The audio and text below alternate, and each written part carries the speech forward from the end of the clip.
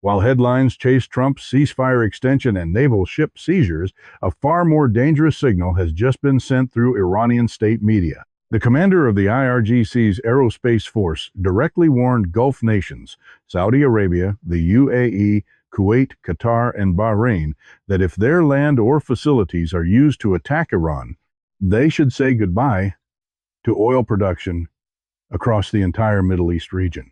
Specific facilities were named with exact production capacities. The Manifa plant, Laffan, Bapco Refinery, Yanbu complex, and more. These are not rhetorical statements. These are literal target lists. In the face of this explicit escalation, China has said nothing.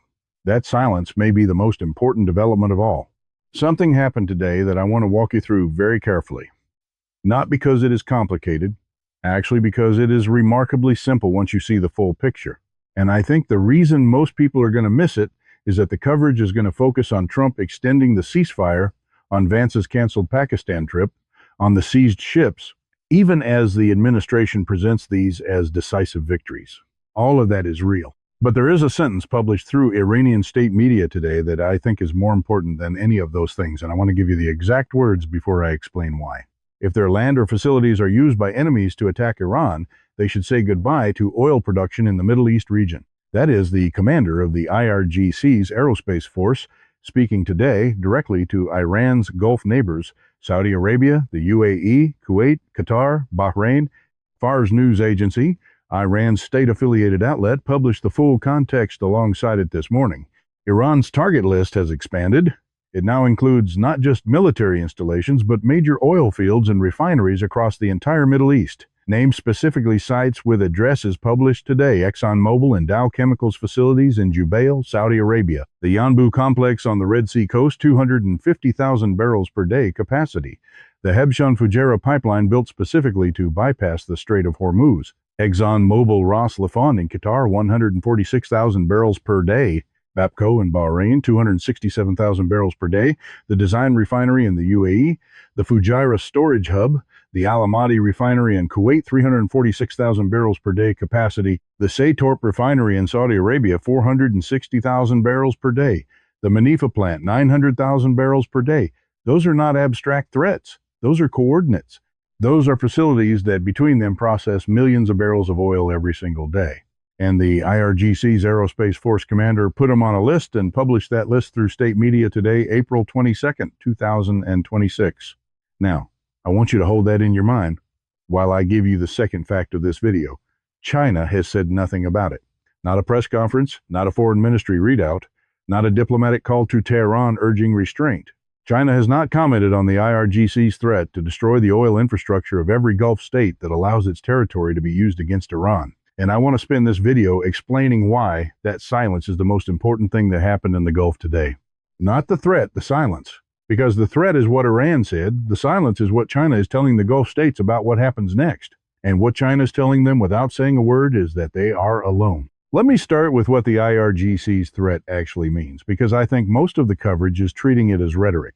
It is not. Iran has been issuing escalatory statements throughout this conflict. But this statement is categorically different from previous ones for three reasons. First, it names specific facilities. Previous IRGC statements talked about Gulf ports, Gulf oil infrastructure, the region's energy supplies in general. This statement identifies the Manifa plant in Saudi Arabia, the Bapco refinery in Bahrain, the Al-Ahmadi refinery in Kuwait by name. That specificity is not incidental. When a military command publishes a target list with specific sites and their capacities, it is communicating readiness. It is saying, we have done the targeting work.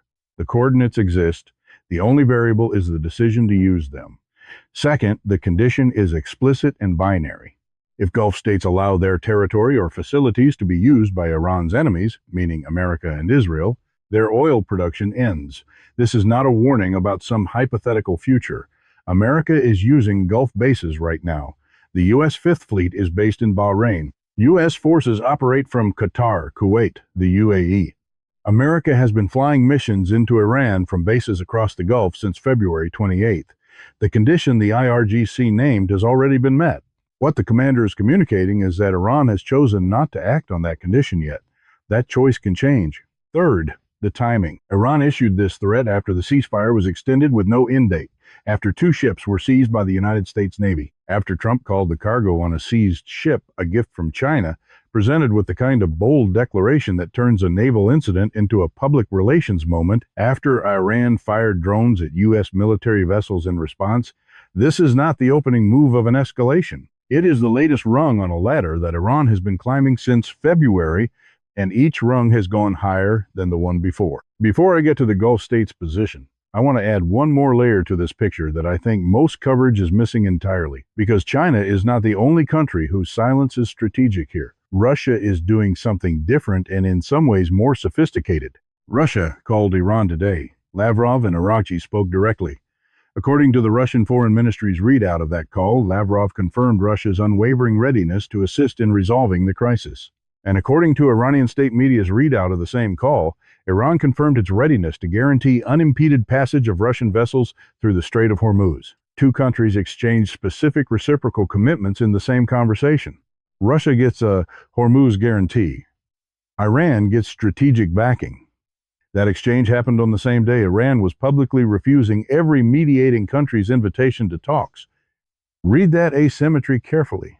Iran has not said yes to Pakistan, Turkey, Egypt, or Saudi Arabia. But Iran has already told Russia what comes through Hormuz, regardless of what happens with the ceasefire. Russia is not a neutral mediator. Russia is Iran's patron. And Russia is positioned so that whatever outcome emerges from this war, deal or resume conflict. Russian ships pass through Hormuz, and Russian oil revenues continue to benefit from elevated global prices. Russia's oil revenues nearly doubled in March. The IEA confirmed it. $9.75 billion in February became $19 billion in March as global oil prices surged because of the Hormuz closure. Russia is making $500 million per day from a war it is not fighting. And now Russia has a written guarantee from Iran that its ships transit Hormuz regardless. If the war resumes, Russia's energy windfall continues. If a deal is reached, Russia has positioned itself as a helpful actor that gets credit for contributing to stability. Either outcome works for Moscow. This is the geopolitical architecture that surrounds the IRGC's threat to Gulf oil sites. China silent, buying Iranian oil, providing diplomatic cover at the UN. Russia vocal in support of Iran banking, windfall revenues, extracting Hormuz guarantees, and the Gulf states are sitting between an American security umbrella that is real but insufficient and a China-Russia-Iran alignment that has no interest in the war ending on American terms quickly. Now let me explain the Gulf states' position, because I think it requires some precision. Saudi Arabia, the UAE, Kuwait, Qatar, these countries are in an impossible position that has been made more impossible by every week of this war. They host American military bases. They have security guarantees from Washington that form the backbone of their national defense architecture. They depend on American air defense systems, American intelligence, American naval presence to protect their oil infrastructure from exactly the threats that Iran is now making explicit. Pulling away from America is not a real option for them. The American relationship is structural, decades deep, tied to their military capabilities and their economic security simultaneously. Despite the confident assurances that continue to frame it as an unshakable pillar, but they're also watching Iran threaten their oil production, their specific oil production by name, and they are watching America's response to their concerns remain inadequate to the scale of the threat. The Wall Street Journal reported that Saudi Arabia is actively pressing Washington to abandon the blockade, not quietly suggesting it, pressing because Saudi Arabia has been told privately by Iran that if the blockade continues, no port in the region will be safe. Saudi Arabia received Pakistan's army chief and prime minister praised their constructive role and backed the diplomatic process because Saudi Arabia needs this war to end before the IRGC's target list becomes an operations order. The UAE arrested 27 people this week and accused of belonging to an Iranian-linked terrorist organization, confirmed yesterday. Iran immediately condemned the UAE for it today. That exchange happened on the same day the IRGC named UAE oil facilities as targets. The UAE is hosting American forces, arresting Iranian agents, and watching Iranian missiles get pointed at its refineries simultaneously. Qatar hosts the largest American airbase in the region. Its Laffan complex handles approximately 10 billion cubic feet of LNG per day, roughly 20% of global LNG demand. The IRGC named ExxonMobil Laffan specifically in its target list. Qatar, like every other Gulf state, is trying to stay out of a war that is threatening the infrastructure that constitutes its entire economic existence. Kuwait's Al-Ahmadi refinery, 346,000 barrels per day, was named on the IRGC's list. Kuwait has been pressing for de-escalation since the first week of the war. Bahrain hosts the U.S. Fifth Fleet. Bapco, Bahrain's primary refinery, is named on the list. Bahrain cannot remove the Fifth Fleet, even if it wanted to. The fleet's presence is precisely what the IRGC is using as justification for targeting Bahrain's oil production. These countries are not free to choose neutrality. Their bases are already being used. Their territory is already part of the war's infrastructure. The IRGC knows this. The threat is designed precisely to make them feel the cost of something they cannot change, and that is where China's silence becomes a central fact of today. Here is what makes China's silence so significant. China is not a passive observer in this conflict. China is the single largest buyer of Iranian crude oil. It has been throughout this war. Tanker tracking data shows 11.7 million barrels of Iranian crude have moved to China since February 28th. The Dark Fleet system, tankers with transponders, switched off mid-ocean ship-to-ship transfers. Payment in yuan through banks outside the SWIFT network has been operating continuously. Iran's oil revenues have been damaged but not severed. The gap between damage and collapse is the gap that China's purchasing system maintains. China also vetoed the UN Security Council resolution in April that would have encouraged member states to work toward reopening the Strait of Hormuz. Russia vetoed it alongside China. Iran never had to fight that diplomatic battle. It was won before it started. China's foreign ministry spokesman called America's blockade of Iranian ports dangerous and irresponsible. China has consistently urged dialogue and diplomacy and called for de-escalation. And China's ambassador in Islamabad expressed full support and appreciation for Pakistan's mediation efforts today, on the same day that Iranian state media published the IRGC's target list of Gulf oil facilities. Full support for the mediator, silence on the threat. That combination is not accidental. It is a position China supports the diplomatic process because the diplomatic process keeps the ceasefire alive and keeps Chinese ships moving through Hormuz. China says nothing about Iran's threat to Gulf oil infrastructure because saying something would require China to either condemn Iran, which would damage a relationship China has spent a decade building, or endorse the threat, which would create a confrontation with Gulf states that host Chinese investments worth hundreds of billions of dollars and provide 30% of China's crude oil imports. So China says nothing and says it very deliberately. But here is what that silence communicates to the Gulf states. It tells them that when Iran acts on its target list, China will not intervene diplomatically to stop it. It will not call Tehran and say, "You have gone too far." It will not issue a statement condemning strikes on Gulf oil infrastructure. It will express concern. It will call for de-escalation, and it will keep buying Iranian oil. That is what China's silence means. Not that China supports the IRGC's threat, but that China will not pay a cost to stop it. And for the Gulf states, that distinction is the most important diplomatic fact of this conflict. Let me introduce a framework here that I think explains why this moment is different from previous IRGC threats. I call it the confidence ladder. Every time Iran tests a boundary and the consequences are manageable, Iran's confidence to test the next boundary increases. Every rung on that ladder has been built on the same structural support. China's economic oxygen keeps Iran viable regardless of American pressure. And China's diplomatic cover at the UN and in global forums ensures that Iran never faces the kind of unified international response that would force a genuine recalculation. Look at the sequence of rungs. Iran closed Hormuz in February. America could not fully reopen it by force. That is a rung. Iran allowed a ceasefire but kept charging tolls and restricting passage. America accepted that. That is a rung. Iran's IRGC overruled its own foreign minister when he opened Hormuz on Friday, closing it again within hours. America extended the ceasefire anyway. That is a rung. Iran fired drones at U.S. military vessels after the ship seizure. America said there was no damage and kept negotiating. That is a rung. And now Iran's IRGC Aerospace Force commander publishes a named target list of Gulf oil sites. The rung above that is acting on it. Each rung has been made possible by the same fact. China's purchases have ensured that the economic cost of climbing has remained below the economic cost of descending. Iran does not climb this ladder out of military confidence. Iran's military has been significantly degraded. It climbs this ladder out of strategic confidence. The confidence that it has a partner whose support makes the cost of escalation survivable. That partner silence today while Iran named 11 Gulf oil facilities as targets is the clearest signal yet of where that confidence comes from. Because the Gulf states are not afraid of Iran because Iran is militarily superior. Iran is not. The United States has been bombing Iran for 53 days. Iran's Air Force, much of its Navy, significant parts of its missile infrastructure have been degraded. But Iran does not need air superiority to hit Ras Tanura or Jubail or the Fujairah storage hub. It needs drones. It has thousands of them. It needs cruise missiles. It has those too. And it needs to believe that the consequences of acting are survivable. China's oil purchases give Iran that belief. As long as Iran's revenue stream through China remains intact, Iran can absorb the economic cost of almost any escalation. As long as China keeps buying and keeps saying nothing, Iran has the oxygen to act on its target list if it chooses to. This is the bind that China has put the Gulf states in without firing a single shot and without saying a single word.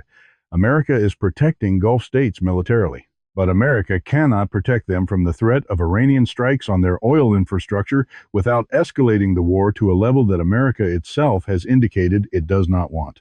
And China, the one country whose economic relationship with Iran could potentially change Tehran's calculus, has chosen silence. The Gulf states understand this. That is why Saudi Arabia is pressing Washington to end the blockade. Saudi Arabia is not pressing because it sympathizes with Iran's position. Saudi Arabia is pressing because Saudi Arabia has done the math. If the blockade continues, Iran acts on its target list. If Iran acts on its target list, Ras Tanura, Saudi Arabia's largest refinery at 550,000 barrels per day, comes under threat. America can try to intercept the drones and missiles. Some will get through, and China will say it is very concerned about the situation and urge all sides to show restraint. The Gulf states are alone in the specific sense that matters most. Not militarily alone, America is there, but strategically alone in the sense that the country whose decisions could actually change Iran's cost-benefit calculation is not making those decisions. I want to be precise about what options the Gulf states actually have because I think the coverage flattens this into a binary. Either they back America or they flip to Iran. Neither is the real choice. The real choice is about the pace and nature of their pressure on Washington. Saudi Arabia pressing the U.S. to abandon the blockade is not a pro-Iran move, it is a pro-Saudi move. Riyadh is calculating that the blockade, by keeping Iran economically pressured, while also giving Iran's hardliners a domestic justification for threatening Gulf infrastructure, is making Saudi Arabia less safe, not more. Saudi Arabia wants the war to end. It wants the IRGC's target list to become irrelevant, and it believes the fastest path to that outcome is a deal, not escalation, which means the fastest path is ending the blockade as the price of getting Iran to the table. The UAE is in a slightly different position. It has been quietly building economic ties with China for years. It hosts Huawei infrastructure, has significant Chinese investment in its ports, and has been careful not to position itself as explicitly anti-China in the way that American foreign policy would ideally want. That positioning is not coincidental. The UAE has spent years hedging because it watched what happened to countries that did not hedge. And it is that hedging instinct that makes the UAE particularly sensitive to China's silence. If China will not speak up when Gulf oil sites are named as targets, the UAE needs to maintain its relationship with Beijing independently of what America tells it to do. Kuwait is similar. Kuwait has historically tried to maintain balanced relationships with both the Gulf's American-aligned powers and Iran. Its geography makes it impossible to ignore Iran. Its oil infrastructure makes it impossible to ignore the IRGC's target list. Kuwait's quiet pressing for de-escalation is the only tool it has that cost it nothing. Qatar is the most complicated case. It hosts the largest American airbase in the region. It is hosting active peace mediation efforts. Its Ras Laffan complex is on the IRGC's target list. Qatar cannot remove the American base without destroying its security architecture. Qatar cannot ignore the target list, and Qatar cannot confront China, which is a major customer for its LNG, about Beijing's silence on the threat. Qatar is watching three simultaneous pressures and trying to use its mediation role as the lever that resolves all three by ending the war before any of them becomes a crisis. That is the strategic landscape China's silence has created. Every Gulf state is under pressure it cannot fully address unilaterally. Every Gulf state knows that the country whose words to Tehran could actually change the calculus is not speaking. And every Gulf state is making its own quiet calculation about what that silence means for the relationship between American security guarantees and Chinese economic relationships as the fundamental architecture of Gulf stability. And that silence, not Iran's threat, not America's blockade, is the fact that is reshaping how Gulf states are thinking about the next phase of this conflict. Watch what happens to Saudi Arabia's posture in the coming days. Watch whether Gulf states that have been publicly supportive of the American position start making quieter, more accommodating signals toward Tehran. Watch whether any Gulf state quietly approaches China to ask for diplomatic intercession, guarantees, or a message to Iran that its oil infrastructure is off limits. That conversation, if it happens, will not be announced. It will be visible only in the absence of escalation and in subtle shifts in diplomatic language. But if you want to know why the Gulf is feeling alone today, you do not need to look at what China said. You need to look at what China did not say. That silence is the answer. And in the Gulf right now, they hear it very clearly.